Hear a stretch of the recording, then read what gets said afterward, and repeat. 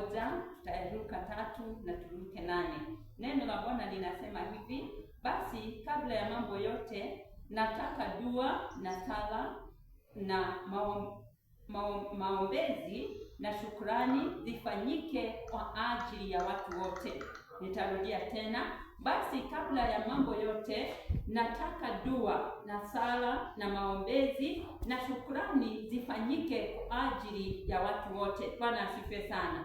Hili ni neno la Mungu ambalo linatuagiza, na kama vile Paulo alikuwa naongoza Timotheo akiwa the son in faith. Bwana asifiwe. Anamueleza kwamba kwa sababu aliachia kazi hiyo aweze kuendeleza, alijua kwamba Timotheo ataendeleza kazi ya Mungu, na anamueleza ya kwamba kabla ya mambo yote. Bwana asifiwe sana. Kabla ya mambo yote, maneno ambayo ni mazito sana. Kabla ya mambo yote, kabla ya mambo yote ambayo tunakuwa nayo, kabla ya shughuli nyingi ambazo tunakuwa nazo, neno la Bwana linasema ya kwamba ama Paulo alikuwa na muhimiza Timotheo ya kwamba dua na sala na maombezi na shukrani zifanyike kwa ajili ya watu wote, kama vile ambavyo tumekuwa tukiomba kwa ajili ya watu wa Mungu, kwa ajili ya taifa letu. Ikiwa ni taifa ni pana, Bwana asifiwe sana, tunastahili ama tunafanya kulingana na neno la Bwana ya kwamba tuweze kuomba kwa ajili ya watu wote. Kwa hivyo tumehimizwa na tunahitajika kuweza kuchukua nafasi hiyo ambayo ni tumepewa na Bwana, tuweze kuchukua neema hiyo ambayo tumepewa na Bwana, ya kwamba tukaombe, tukatoe sala, tukashukuru kwa ajili ya watu wote, na tukishukuru Mungu na tukiomba Mungu, kwa sababu hivyo ndivyo inavyostahili. Bwana asifiwe sana. Amen. Bwana asifiwe. Amen. Hata mstari wa 2 unasema kwa ajili ya wafalme wote wenye mamlaka tuishi maisha ya utulivu na amani katika uteua wote na ustahivu. Bwana asifiwe sana. Yakoba we pray for the kings and all those in authority, that we may live peaceful and quiet life in all godliness and holiness. Bwana asifiwe sana. Amen. Tunapowaombea tutaweza kupata nafasi ya kuweza kuishi, Bwana asifiwe, kuishi kwa amani na kuishi kwa utakatifu. Bwana asifiwe sana. Bwana asifiwe. Amen. Hapo ni maombi ambayo tunatoa tu kwa sababu ya viongozi, kama ambavyo tumekuwa tukifanya, kama ambavyo tunaendelea kufanya. Bwana asifiwe sana. Amen. Na mstari wa 3 unasema hivi ya kwamba hili ni nzuri nalo la kubalika mbele za Mungu Mwokozi wetu. Bwana asifiwe sana. Amen. Bwana asifiwe. Amen. This is good and pleases God our Savior. Ni jambo nzuri linalomfurahisha, linalompendeza Mungu. Kwa hivyo kama vile ambavyo tumekuwa tukiendelea, ni kwamba tuendelee kuomba Mungu. Bwana asifiwe. Tuendelee kushukuru Mungu, na hata kwa watu wote, na hata kwa nchi yetu, tukienda kuomba, kwa sababu Mungu wetu anafurahishwa na mambo kama hayo. Anapendezwa na hilo, ndilo ambalo linalompendeza, na tumeitwa tufanye hivyo kwa sababu hivyo ni vyema. Bwana asifiwe sana. Amen. Ana asifiwe. Amen. Na katika mstari wa 8 neno la Mungu linasema hivi: basi nataka waume wasalishe kila mahali, huku wakiinua mikono iliyotakata, pasipo hasira wala majadiliano. Bwana asifiwe sana. Bwana asifiwe. Amen. Kiingereza inasema vizuri kwamba therefore I want the men everywhere. Men everywhere. Mahali popote ambapo waume wako. Bwana asifiwe. Amen. Bwana asifiwe. Amen. Si kusema kwamba tumeachwa nyuma kama wake. Lakini ni kwamba neno la Mungu linasema kwamba wanaume everywhere. I want men everywhere. Wherever we are. Kwa hivyo hatujapewa vizuizi ya kwamba unastahili kuwa hapa, unastahili kuwa hapa. Lakini kama vile ambavyo Mungu ameendelea kufunua mambo mapya, kama vile ambavyo tunashiriki na watu ambao tayari wako mbali sana. Bwana asifiwe. Wako mbali na wanashiriki pamoja nasi, ya kwamba hata wao wakiwa mahali pale wako wakaweza kufanya nini? That they pray. Bwana asifiwe sana. That men everywhere to pray, lifting up holy hands Bwana asifiwe sana. Amen. Wakiinua mikono yao mitakatifu. Bwana asifiwe sana.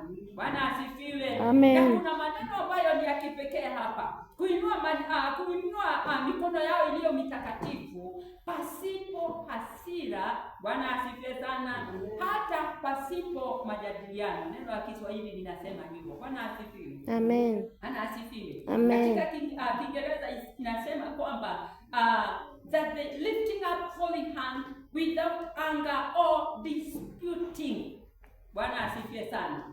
Bwana asifiwe. Amen. Hivyo ndivyo ilivyo ya kwamba kila mmoja anastahili kuomba mahali ambapo alipo, kwa sababu Bwana wetu, Mungu wetu, kama vile mstari wa 3 umetueleza, anapendezwa na hilo. Bwana asifiwe. Na anapopendezwa na hilo atafanya nini? Atafanya mambo ya kupendeza. Bwana asifiwe. Atatutenda mema anapofurahishwa nasi. Bwana asifiwe. Atatuinua, atatunyeshea mvua yake. Bwana asifiwe. Mvua ya baraka, mvua ya amani. Bwana asifiwe. Ataweza kutusaidia, ataweza kuja kutuokoa hata mahali ambapo tunahitaji wokovu wa Bwana. Bwana asifiwe. Atakuja. Na neno la Mungu linasema hivi hata katika 2 Chronicles chapter 7 verse 14 ya kwamba Mungu wetu anataka hao ambao wanaitanishwa naye. Bwana asifiwe. Anasema watu wangu wale wameitanishwa na jina langu watakaponyenyekea, watakapotoa sala, hapo nitaweza kuwasikia. Bwana asifiwe. Bwana asifiwe sana. Na hata atatusikia, na hata baada ya hilo atakuja na kuponya nchi yetu. Bwana asifiwe. Hilo ni neno la Mungu ambalo linatu encourage. Bwana asifiwe. Linatu encourage ya kwamba kazi yetu ni kuomba, tukaweze kuomba. Na Paulo akaona kwamba ni jambo ambalo linastahili kuwa kabla ya hayo mambo mengine yote. Bwana asifiwe. Na hata ni jambo linalompendeza Mungu, na hata ni jambo ambalo linastahili kila mtu aweze kuomba, na aombe bila hasira, bila majadiliano, ama without anger, without disputing. Wakati mwingi tunakuta ambapo kuna mambo ambayo yanaweza kuudhi, kuna mambo ambayo yanaweza kukukasirisha, lakini hata ingawa yamo, tunahitajika kumwendea Baba yetu bila hasira, bila majadiliano mengi. Bwana asifiwe. Bwana asifiwe sana. Hivyo ndivyo Paulo amesema, without anger or disputing. Yetu ni kupeleka kwa Mungu, yetu ni kunyenyekea mbele za Mungu. Na wakati tunafanya hivyo, neno la Bwana linasema ya kwamba atakuja na ataponya nchi yetu. Bwana asifiwe.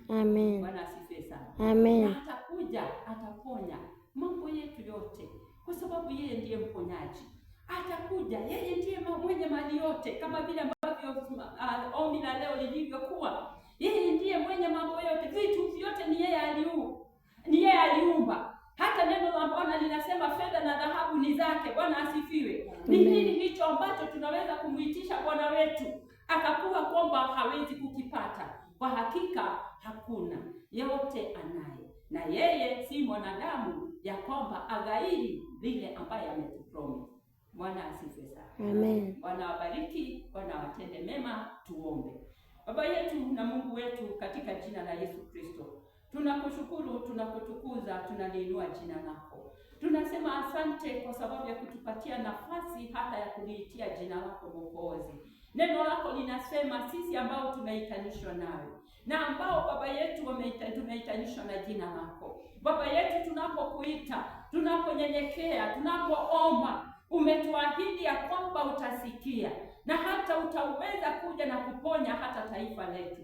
Utakuja na kuponya our land, oh God, kwa sababu hiyo ni ahadi yako. Na Mungu wangu, neno lako linaendelea kusema ya kwamba hata utaweza kufungua masikio yako, na hata macho yako utatutazama, na ombi lote ambalo tutakuwa tukiliomba utakuwa ukiweza kulisikia, na utakuwa ukitenda, kwa sababu wewe si mwanadamu ukaweza kushindwa, bali katika wewe vitu vyote vinawezekana.